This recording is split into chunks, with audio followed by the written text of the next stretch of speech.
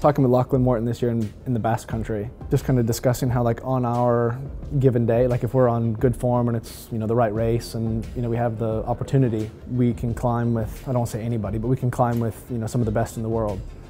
I wouldn't say I'm the most consistently top climber. Like there's some guys who every time it goes uphill they're in the front group. To my credit, I am capable, so if I'm not climbing well, I can also do a different role. Like riders similar to myself tend to have more role in cycling. Riders who can climb, but then you can also ride the flats. And for example, I'll hopefully be doing the tour with Zakarin this year.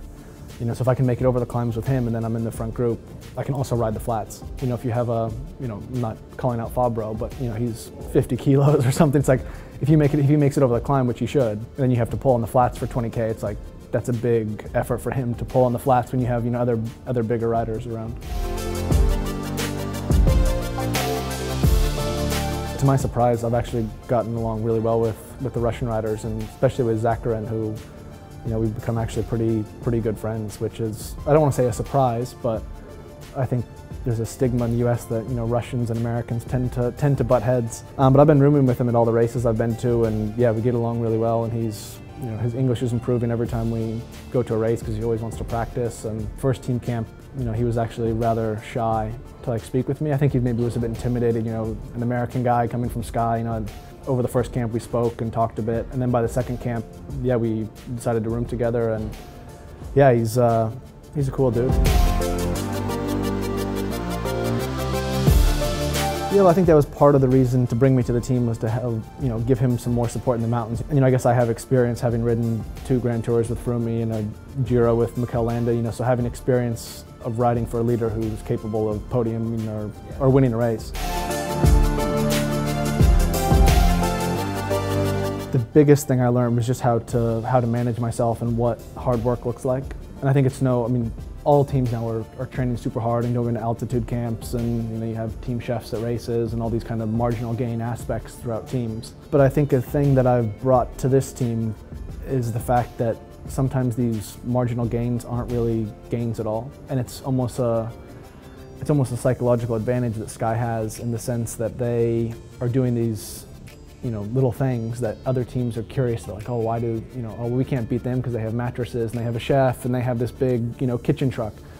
So to their credit, they've almost psychologically psych other teams out. But I've come to this team and people, ask me questions like, oh, what did Sky do? And it's like, to be honest, it's nothing secret or special. It's just that, they're providing the best care for their riders that they think is out there. But because you don't have, a 2-decker kitchen truck, doesn't mean you're not eating good food, doesn't mean you're not, capable of competing with that team.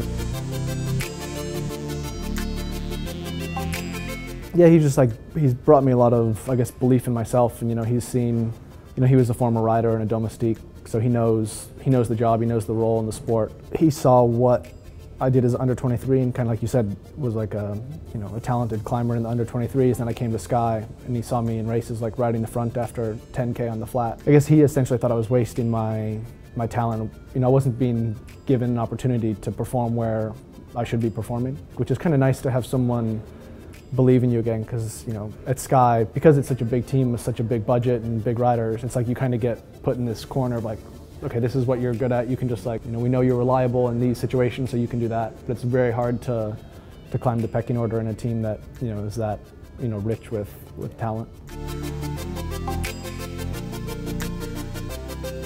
Yes, I rode well in California, and then I went to, schedules changed. I had to do 2 races back to back, and then went to Dauphiné, which is kind of the final tune-up race, and was riding okay, but not probably good enough to make the tour. And I kind of knew I wasn't going to ride the tour at that point. And so I actually went back to Vermont, where my fiance and I just bought a home, and I didn't watch one stage of the tour.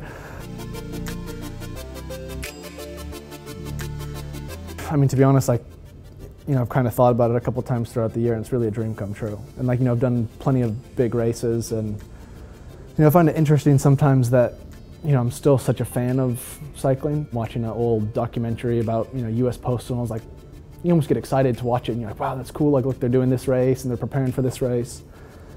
And it wasn't until this spring that I realized I'm doing that same thing. And I almost have a mental disconnect between the sport I'm a fan of and what I'm actually doing. And that the fact that there are young riders or fans out there looking at what I'm doing, that brings them inspiration. But it's just a weird, you know, parallel between what I enjoy, like what I'm a fan of, and what I'm actually doing. It's kind of hard to explain, but like I'm still a fan of cycling, or even, you know, just meeting people like, you know, Froome or Sagan, or like, you know, riding with them as, you know, as colleagues and being friends, and then like watching, like then reading cycling news or Peloton magazine or watching on TV and almost not seeing them as the same person. It's, yeah, maybe something I should try to, you know, bring a bit closer together.